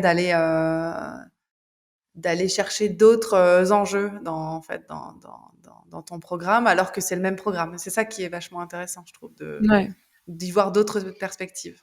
Ouais, tu rajoutes, d'autres dimensions, parce que ça se complète et en réalité, Ouais. tu as personne, qui enfin ou très peu de gens qui vont voir la série, le film, plus la version internationale, mais c'est à chaque fois un public différent, des enfants différents, qui vont se retrouver, devant, comme tu l'as très bien dit, c'est très rare que tout se combine. En plus, avec les festivals où là, tu as encore moins d'enfants de 4-6 ans, Oui, ça dépend parce qu'il y a pour le coup, on était pas mal sélectionnés dans des festivals jeunesse et c'est chouette aussi de voir ce que eux mettent en place autour. Tu vois, ils mettent des activités en place autour des films. Donc là, il y avait eu un atelier pâte à modeler où il fallait qu'ils refassent des petits moche-moche. Ils ont fait un atelier de doublage aussi sur la série où tu vois les gamins faisaient des voix. Enfin, c'est aussi des choses comme ça. Et puis surtout le cinéma, la nouveauté, ce qui nous a vraiment plu aussi, c'est le contact direct avec le public. Parce que mine de rien, quand tu travailles pour la télé, quand tu fais des projets pour la télé ou pour les plateformes de VOD, t'es pas en contact direct avec le public. Tu peux avoir les retours sur les réseaux sociaux et tout, c'est très chouette. Mais le fait de voir les gens en vrai dans une salle de cinéma qui te posent des questions ou qui se marrent aux blagues que tu as écrites, enfin, voilà, qu'on a produites, on va dire, ça, c'est autre chose, quoi. Ça crée un autre plaisir. Donc on est vraiment content d'avoir vécu cette expérience-là. C'est vraiment complémentaire avec ce qu'on avait pu vivre avant.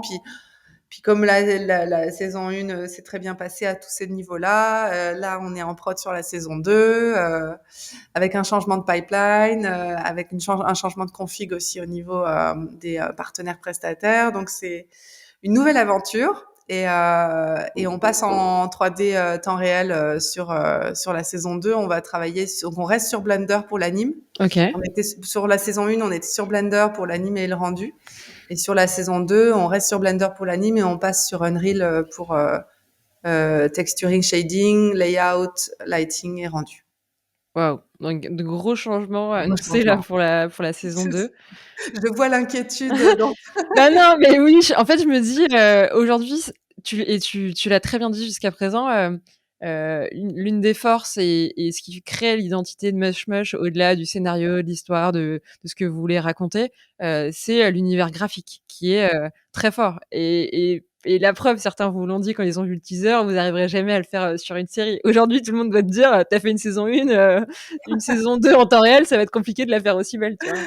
C'est ça. Bah, écoute, pour l'instant, c'est bien parti, donc on Cool. verra. Après, des galères, il y en aura et ça me fait penser, j'écoutais l'épisode que tu as fait avec avec Jean-Charles Kerninon, de Brunch, qui disait voilà, le temps réel, c'est pas magique, c'est pas tu sur un bouton et tout sort tout seul et bien sûr qu'on est tous d'accord là-dessus. Mais c'est vrai qu'il y a quand même un truc un peu dingue quand tout avec tout le travail préparatoire là, qui est en train d'être fait. Donc sur la saison 2, sur cette partie-là, on travaille avec un jeune studio qui s'appelle Shards, qui vient d'être monté il y a pas très longtemps et justement qui a la vocation de se spécialiser, l'envie de se spécialiser dans Unreal, qui tout d'un coup, avec la conversion des assets, la mise en place des premiers décors et tout ça, te fait plonger en temps réel dans la forêt de Mush Mush. C'est une sensation assez dingue.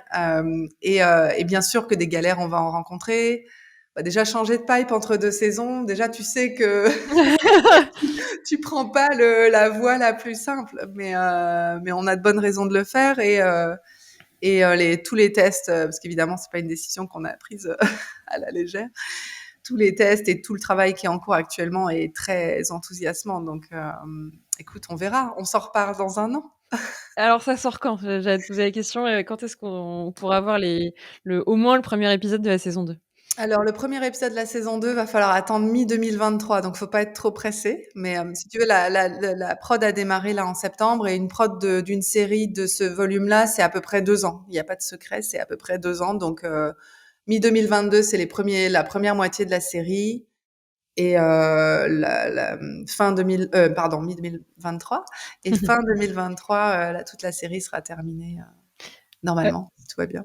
je croise les doigts pour toi aussi, mais tout ira bien, ça y est. Non, non, mais écoute, c'est bien parti. Des galères, t'en as toujours en prod. Enfin, les projets faciles, ça n'existe pas. Après, t'as des prods plus difficiles que d'autres. Non, non, déjà, ce qui est chouette aussi, c'est qu'on a une bonne partie de l'équipe de la saison 1 qui est revenue. Donc déjà, ça nous fait plaisir parce que ça veut dire qu'ils aiment le projet et qu'ils aiment bosser avec nous.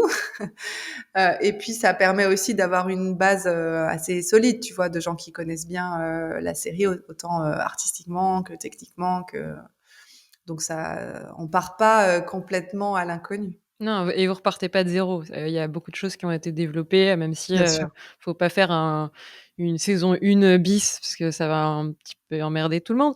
Mais, Ouais, bien sûr. Non, non, c'est vraiment l'idée, c'est d'apprendre à mieux connaître les persos, à créer à explorer de nouvelles relations entre eux. Voilà, c'est pas une saison 2 où tout d'un coup on crée un nouvel univers, tu sais, où tout d'un coup, ah bah on a traversé le lac et de l'autre côté, il y a autre chose. Enfin, on n'est pas du tout là-dedans parce qu'au contraire, ce qui nous intéresse justement, c'est les personnages, c'est de creuser les caractérisations, de creuser les enjeux émotionnels des personnages, de découvrir plus de couches dans ce qui fait leur personnalité et plus de profondeur aussi. Donc c'est plutôt ça qui nous intéresse. Donc c'est plutôt une continuité de la saison 1, mais sans être une redite, comme tu dis. Ouais, et puis développer la relation avec les personnages, mieux les connaître, C'est ça. hem et pousser un peu plus loin, et l'univers est assez riche, donc ça s'y prête, et ça va vous pouvez vous le permettre, quoi. Ouais. Tu vous vous êtes un peu laissé porter, au fil des opportunités. Je pense au film qui s'est fait un peu, comme ça alors que c'était pas, prévu. Est-ce qu'aujourd'hui, tu as un peu une idée de, vers où tu t'embarques dans, l'exploitation de Much Much? Là, on parle d'une saison 2. Est-ce que tu veux faire, 10 saisons? Parce que là, tu auras l'univers sur Unreal, un jeu est en train aussi un petit peu d'émerger, dans les idées. Tu veux en faire quoi de Much Much, dans quelques années? Est-ce que ça va s'arrêter à la saison 2 ou il y aura J'en encore sais d'autres rien. suites? Non, j'en sais rien. Bah, tant qu'on y prend du plaisir et que le public y prend du plaisir, s'il y a l'opportunité de faire une saison 3, bien sûr qu'on le fera. Si tu veux, c'est comment dire, il n'y a pas un plan prédéfini là-dessus. Nous, on prend toujours autant de plaisir à travailler sur ce projet. C'est pas parce que c'est un projet qui aujourd'hui a un succès commercial que tu vois que c'est pas le truc entre guillemets un peu alimentaire qu'il faut tenir parce que c'est ça qui fait tenir la boîte. On n'est pas du tout là-dedans. C'est OK. quelque chose bah, je parlais tout à l'heure de lire tous les scripts, etc. Je continue de le faire et je continuerai de le faire. Donc moi et toute l'équipe de la même manière. Tant qu'on y prendra du plaisir et tant que ça fonctionnera, on continuera. Et en même temps, on fait d'autres choses. Donc là, cette année, on a produit alors rien à voir, et c'est ça qui est super. On a produit un court métrage qui s'appelle Luce et le Rocher. Mmh mh. Loose and the Rock, qui est un court métrage de 12 minutes. Donc, j'ai calculé, c'est à peu près 48 fois moins long que Mush Mush au volume. 12 minutes en 2D, TV Paint, alors 100% en distanciel. Donc ça, c'est le côté moins fun, mais c'est la première prod, enfin la seule prod, et j'espère la dernière, qu'on ait fait dans ces conditions-là, parce qu'il y a une grande partie de l'équipe qui est basée en Belgique. Il y avait des gens à Amsterdam, etc. aussi. Donc ça, c'était l'aspect moins sympa, mais qui est aussi un apprentissage assez fort sur non pas qu'on le savait pas, mais sur la valeur du travail en équipe, qu'on connaissait déjà, hein, puisque je t'ai dit, nous, le travail en équipe, c'est quelque chose qui compte beaucoup, mais tu t'en rends d'autant plus compte dans ces situations-là. Mais je crois que ça va être un très très beau film. On est en train de le terminer. Donc là, on est dans le final stretch un peu dur, notamment pour la réalisatrice Brit Reyes, qui est quelqu'un de super talentueuse aussi, et qui est en train de cravacher pour terminer parce on fait les premiers envois en festival là bientôt. Donc ça, c'était une très très chouette expérience sur un format complètement différent, un propos complètement différent, un style graphique aussi. Donc voilà, c'est ça qui va continuer de nous porter. Et puis là, il se trouve qu'il y a 6 mois, j'ai vu une illustration sur LinkedIn qui m'a scotché. C'est reparti. Parti. Je scrollais sur LinkedIn et j'ai vu cette illustration qui m'a totalement scotchée. J'ai envoyé un message à l'artiste en question en lui disant, alors là en ce moment j'ai pas du tout le temps, mais je trouve ça super beau. Est-ce qu'on peut se parler dans 6 mois? Et donc c'était il y a quelques semaines là où je l'ai rappelé, on s'est parlé et ça a super bien matché aussi au niveau humain. Donc, il y a de très fortes chances que tout ça est en train de se mettre en place, hein, mais c'est très fortes chances qu'on démarre ce nouveau développement l'année prochaine, qui sera très probablement un nouveau projet de série pour une cible un peu plus haute et en 2D. Ouais, un univers totalement différent, avec pareil, un ton totalement différent. Et c'est ça aussi je pense que c'est ça aussi qui fait que si on continue à faire du mash-mash, comme tu dis, c'est parce qu'on aura envie de le faire et aussi parce qu'on aura d'autres choses à côté qui seront tellement différentes que ça deviendra jamais routinier. Ouais. Et tu vas pas te lasser d'un moche-moche qui peut continuer et vivre encore pendant quelques années, parce que tu continueras de t'éclater, et d'avoir, d'autres projets à côté, qui créeront un peu cette diversité et qui te feront que tes journées vont toujours pas se ressembler et que tu Ouais, continueras de exactement. t'émerveiller, jour après jour. Et de toute façon, même sur un même projet, enfin sur une saison ultérieure, ça se ressemble jamais parce que les équipes changent un peu. Enfin, tu gardes une partie de l'équipe et d'autres gens partent ailleurs. Tu fais de nouvelles rencontres, tu développes t'as de nouveaux challenges artistiques ou techniques de pipe. Donc il y a toujours autre chose, il y a toujours des raisons pour que ça reste assez passionnant au final. J'ai l'impression qu'on a un peu balayé ensemble tous les sujets. Est-ce que j'en ai oublié un ou est-ce que il y avait encore autre chose que tu aurais voulu partager? Tu sens la conclusion qui arrive bientôt, avec cette question-là? Ouais, non, écoute, moi je suis c'est toi qui mènes la danse, donc non, non. J'aime alors, on a un point commun, a priori, on est un peu, on n'est pas très patience, on aime bien l'instantanéité, mais j'aime pas non plus la frustration et du coup, j'ai pas envie de laisser, les invités, surtout quand je les sens très bavards, frustrés. C'est pour ça que je veux te demander si tu avais un truc que tu voulais rajouter, ou un sujet qu'on avait peut-être pas évoqué, que tu as envie de partager. Dans ces cas-là, c'est l'occasion. Non, mais écoute, je crois pas. Je réfléchis. Non, après, on pourrait se parler des heures, mais on fera ça autour d'un café. Avec plaisir. Non, non, Heu, je pense qu'on a parlé de plein de choses et forcément, il y a plein de sujets qui pourraient être creusés, mais ça donne un peu une idée, je pense, ce qui t'intéressait, c'était de savoir le parcours, voilà, ce que c'est le quotidien d'une boîte de prod comme la nôtre, plutôt à taille humaine et plutôt avec des projets qui nous passionnent et qui, j'espère, passionneront d'autres gens. Donc voilà, je pense que de ça, on a assez bien discuté. et on a bien compris que même là, si tu te dis qu'il y aura du mush-mush, mais aussi d'autres projets qui peuvent se mettre en parallèle, ça restera la cabane et ce sera jamais le château. C'est ça. Tu sais, un jour, il y a quelqu'un qui m'a dit ah, maintenant que Mush Mush marche vachement bien, vous allez changer le nom de la cabane en la villa. Et je me suis dit, ben non, en fait, ben non, si tu dis ça, c'est que t'as pas compris, en fait. T'as pas compris ce qu'on cherche à faire. Donc non, ça va rester la cabane. Cool. Il y aura beaucoup de lumière. Elle sera toujours allumée la cabane, mais ça restera une cabane. C'est ça. Et on va continuer. Au départ, le nom, c'est aussi parce que une cabane, pour moi, c'est un lieu dans lequel tu t'inventes et tu racontes des histoires. C'est quand t'es Au gamin. coin autour du feu, au coin du feu, avec Ouais, un et petit puis donc, plaid. tu t'inventes des mondes où tu t'inventes des péripéties assez dingues. Et faire de la prod, c'est assez dingue comme péripéties parfois. Voilà, Surtout quand ça les résume prods bien les choses. se ressemblent pas et pour le coup, là, tu nous as un petit peu donné, la diversité auquel vous vous confrontez, soit en termes de public, soit en termes, de création, mais aussi de format, la série, le court métrage, la Ouais, diversité, pour le coup, oui, il y en a et tu t'ennuies pas. non, c'est ça, exactement. Bon, bah, on va conclure ensemble, Perrine, cet épisode si tu le veux bien. Ça marche. Heu, je sais pas si tu as un petit peu réfléchi aux 3 questions de fin. En l'occurrence, j'aime bien savoir, s'il y a quelqu'un ou quelqu'une, ça Ah peut oui. être un ou plusieurs personnes que tu aimerais entendre sur des futurs épisodes. Est-ce que tu as, un ou plusieurs noms à nous donner?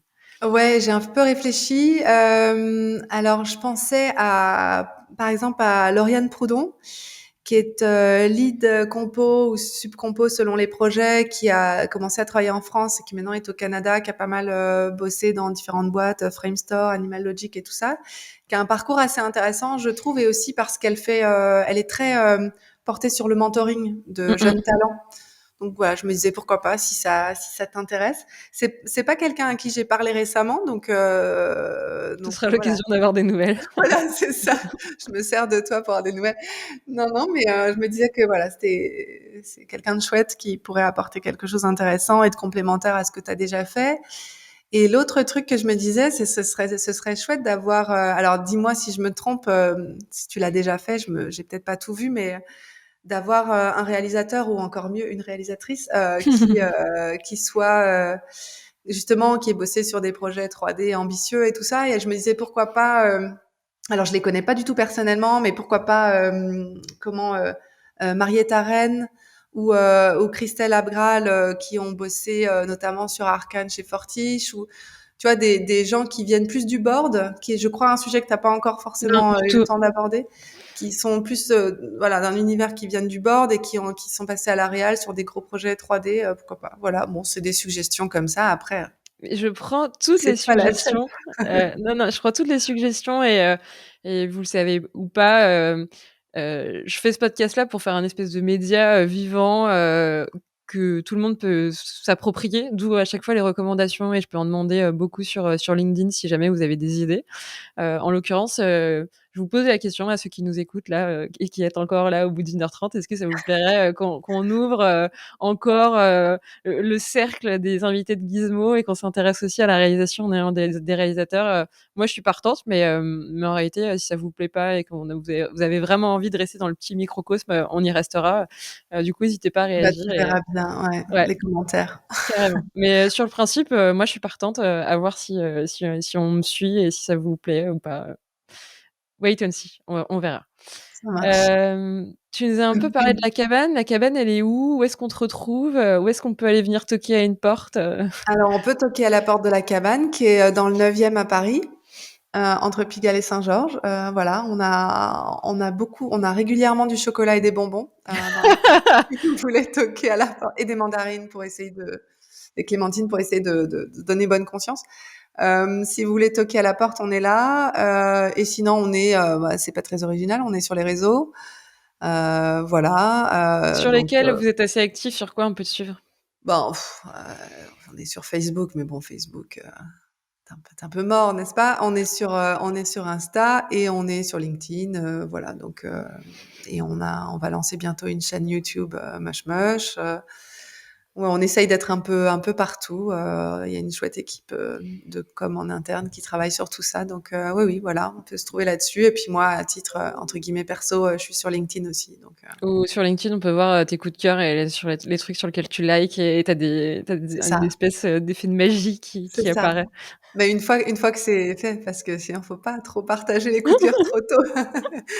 C'est dangereux. Mais ouais, ouais. Cool. Bah, comme, à chaque fois, je mets les liens, en description, si vous voulez aller regarder ce que fait la cabane, c'est l'occasion, il y a plus qu'à cliquer. Pareil pour suivre Perrine, sur LinkedIn, vous aurez plus qu'à cliquer, il y aura le lien, donc n'hésitez pas à être curieux, à aller un petit peu regarder, ce que je vous mets à dispo, dans les liens en description. Et puis, la dernière question, c'est le mot de la fin, j'aime bien l'appeler comme ça, c'est l'occasion de conclure, le podcast. Je te laisse faire ce job. Ouais, Heu c'est super dur. C'est vraiment la question piège et je suis pas la seule à à trouver ça compliqué. Le mot de la fin. En vrai Ouais, ouais, En vas-y, vrai, vas-y. tu très libre et soit c'est par rapport à notre échange et peut-être si tu as envie de le résumer ou faire le pitch dans l'autre sens, c'est-à-dire, après tout ça, comment synthétiser et c'est quoi Ouais, peut-être, le cœur, tu vois, de tout ce que tu fais et de l'échange ou de ouais. manière un peu plus générale, la Perrine qui voudrait parler à d'autres Perrines qui, se demandent si, c'est pour elle ou pour eux, la production. Dans ces cas-là, c'est un message que tu adresses à eux et D'accord. Non, je crois que ce qui me vient à l'esprit, c'est le fait que je trouve que c'est bien de garder en tête qu'on peut faire de très beaux projets en tenant les budgets et les délais sans marcher sur les gens, sans faire vivre des trucs invivables aux équipes. En fait, tu vois, ce que je veux dire par là, c'est qu'on entend souvent ce truc, ben, ce qui compte, et c'est vrai, hein, ce qui compte quand tu sors d'école et que tu démarres, c'est vraiment de prendre du plaisir dans ce que tu fais. Et je suis à 100% d'accord avec ça, et certains de tes invités l'ont dit. voilà, prendre du plaisir dans ce qu'on fait, c'est fondamental et voilà. Mais prendre du plaisir dans ce qu'on fait, ça passe par ben, décrocher les projets qui nous font rêver, les boîtes qui nous font rêver, mais ça passe aussi par les conditions de travail et par le fait de se sentir bien dans son environnement dans lequel on va passer mine de rien pas mal de temps. Et je pense que pour les jeunes qui sortent d'école et pour les moins jeunes aussi d'ailleurs, hein, ça c'est valable pour tout le monde.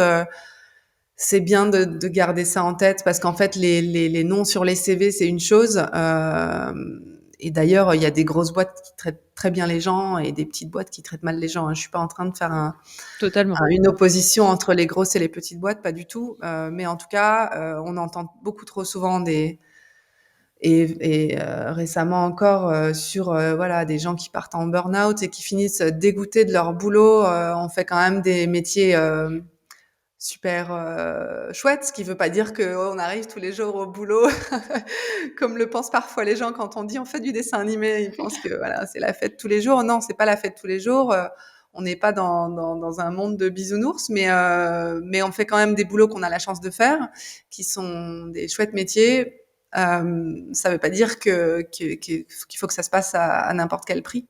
Mmh mh. Et ouais, ce serait dommage en fait de s'en retrouver dégoûté parce que on se retrouve sur des projets ou dans des boîtes où on est rincé jusqu'au bout et à faire des heures pas possibles, pas payées, je sais pas quoi.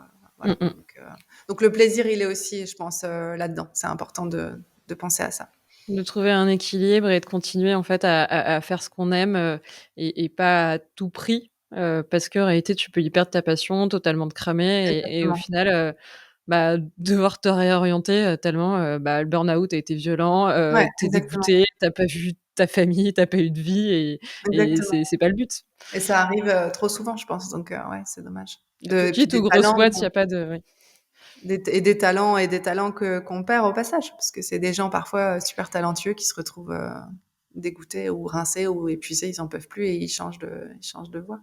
Bon, bah, c'était un mot très positif, hein, beh, je te remercie, mais mais une réalité. Désolée, non mais je sais pas, non mais je pense que c'est positif parce que c'est prendre, enfin tu vois, c'est prendre soin de soi quoi. Enfin prendre du plaisir dans ce qu'on fait, c'est aussi faire attention à soi et donc c'est positif. En tout cas, c'est dans ce sens-là que je l'entends. Non, non, tu as bien raison et c'est enfin, oui, c'est ça. Je vais pas non, j'allais refaire, mais non, tu l'as très bien conclu. Finalement non.